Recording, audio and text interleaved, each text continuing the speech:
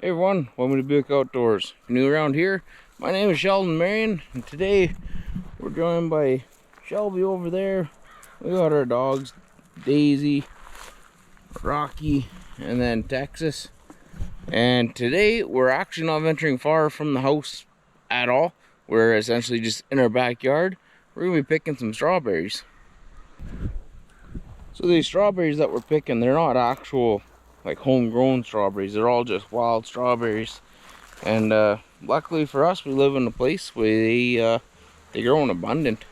And I'll show you here a big pile of them. Typically speaking, you don't see them this big or this plentiful, to be honest with you. Typically, you know, back in the day when I was a kid, they'd be out in the hay field, and you might get enough for a jar of jam. Where out here, you know, we're for sure gonna make a jar of jam with how many strawberries are out here. But yeah, typically if you get a handful and you have a nice little, I wouldn't even call it a snack, you're doing pretty good. But anyways, I'm gonna get to picking here, and we're gonna get some wild strawberries.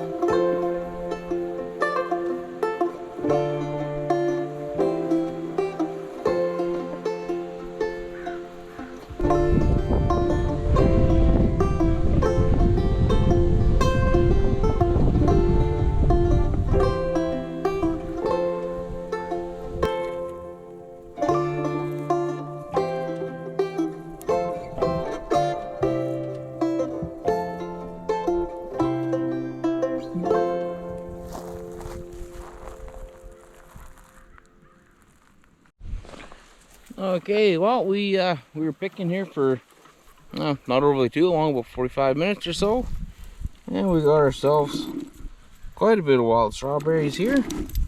Like I said, typically you get about a handful of them, and that's about it. So seeing how we're able to go into our backyard and pick all these strawberries, it's pretty cool. But now we're gonna head into the kitchen. We're gonna make ourselves a small little jar of wild strawberry jam. Alrighty, so we made our long trek back home from the yard out there, and we have all of our strawberries here sitting here. So the first thing that we're gonna do is we're just gonna run some cold water over them just to kind of rinse them off a little bit, and then they'll start to float around. You'll be able to pick all the grasses and stuff out of there a little bit better. And you don't need overly too much of that. That'll be good enough, I think. Turn that off, and then you can see all the little bits and pieces in here. I'll slowly pick all those out, and I'll just get these strawberries cleaned up, and then that way we can get cooking on these things.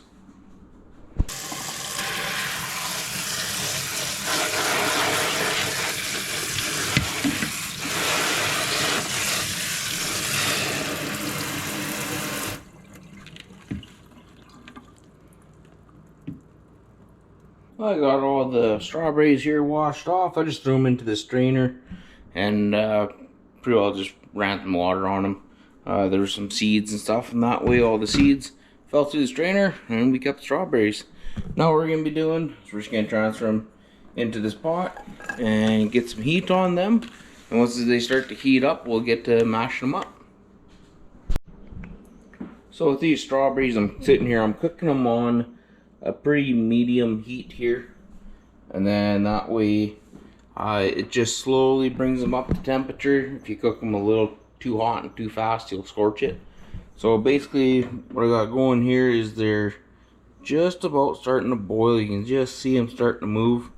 So now that they're pretty well heated up, and it only took a couple of minutes, I'm gonna grab our little handy dandy potato masher, and I'm just gonna mash them all up, and then it'll be a nice thick and chunky strawberry jam.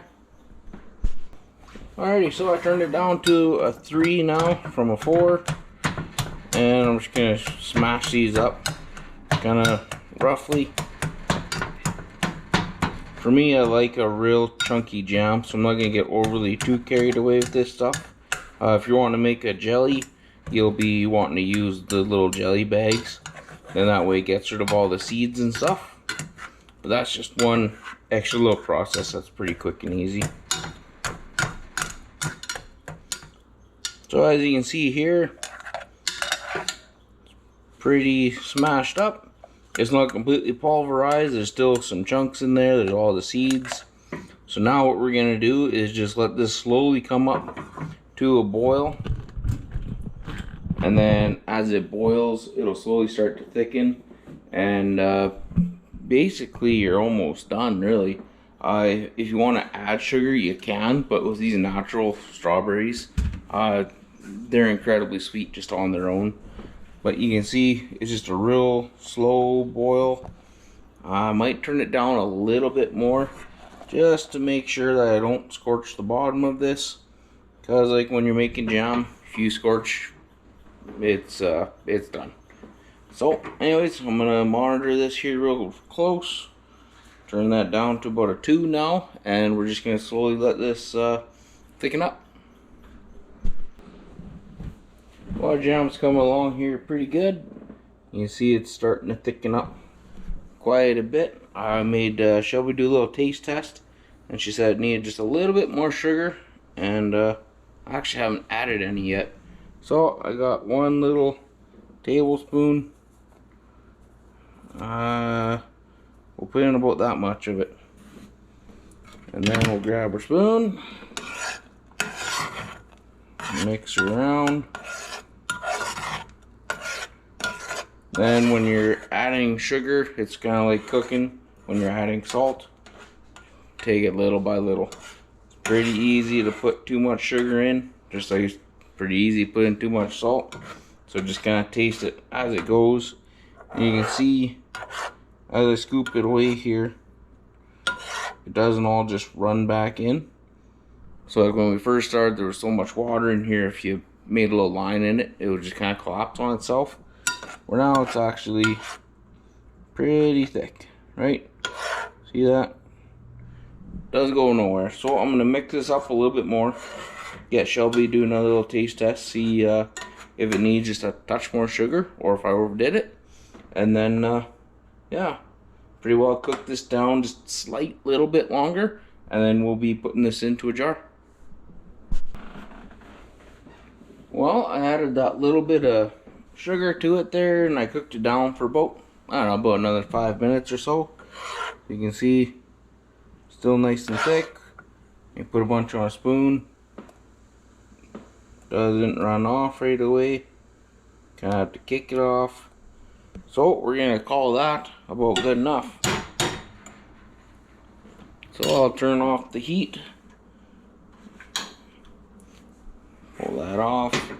And then basically we're not exactly going to be canning it because we made such a small batch that we're not going to use like the water bath or anything like that, because this is pretty well going to go into our jar, into the fridge, and we're going to eat it within the next couple of days kind of a thing. But if you were going to actually can it, make sure you get a canning book and read the instructions and do it 100% properly. You know, clean jars, clean lids, make sure everything's sterile, and then actually use a water bather for the appropriate times and all that stuff. If you don't, you get botulism, and you kind of don't want that stuff. But anyways, we're gonna put this into a jar that I'm gonna heat up with some hot water so we don't heat shock it and break it. And then yeah, pretty well put it in the fridge, let it set up overnight, and then tomorrow morning, I don't know, we'll have peanut butter and jam sandwiches or something. Well, good morning. It's the next day here, and Shelby just cooked me up some breakfast. So I got some sausage and eggs and all that good stuff, and then we have our strawberry jam here that we made.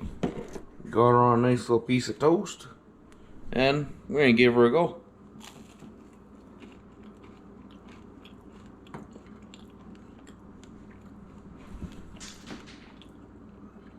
That is some really, really good stuff. It's sweeter than like regular strawberries, but not in like a sugary way. It almost tastes like candy. It's just phenomenal stuff. Maybe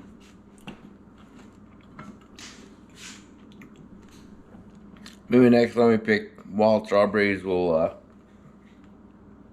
make some like fruit leather with it. I bet you it'd be even better than that. But anyways, you guys, hope you enjoyed this video. I hope it gets you outside looking for wild strawberries, blueberries, raspberries, whatever. You know, get outside, get some berries in you, and well, enjoy what nature has for you. Well, you guys, like I said, like, comment, subscribe. We'll catch you on the next one. Oh, baby. How dare I pick berries without the love of my life? Berry picker. Please don't jump in there.